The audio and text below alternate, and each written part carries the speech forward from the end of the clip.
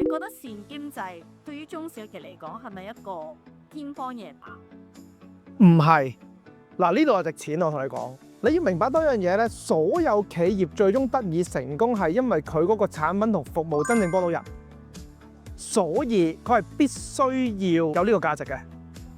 如果唔係，佢係唔可以得以維繫嘅，呢個必然。不過喺佢創造到大量嘅客戶之前，佢要做啱嘢，唔係因為佢嗰個咩善經濟啊？你所謂嗰個善經濟，唔係佢唔做同做嘅問題，係必須要向呢個方向去行。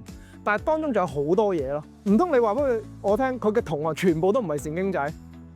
全部你見到而家存在啊呢堆高樓大廈，交租交得超過5年嘅公司，理應都係善經濟㗎啦。如果唔係，佢點解會可以繼續得以生存喺香港咁競爭激烈？Actually，所以我哋而家前台5年前都冇呢棟大廈 ，OK， 我明嘅。但係個重點係你呢個競爭咁激烈嘅地方，你件嘢如果唔得咧，冇價值咧，你係會俾人唱啊！係所有理應佢嘅產品同服務都要好咯。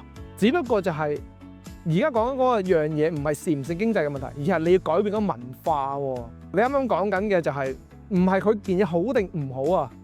係嘛？你講嘅就係喂，德國係用呢套文化嘅，但係你都明白香港就唔係喎。香港由細到大嘅教育就係有痛就揾物理治療、睇針灸、睇跌打，係咪？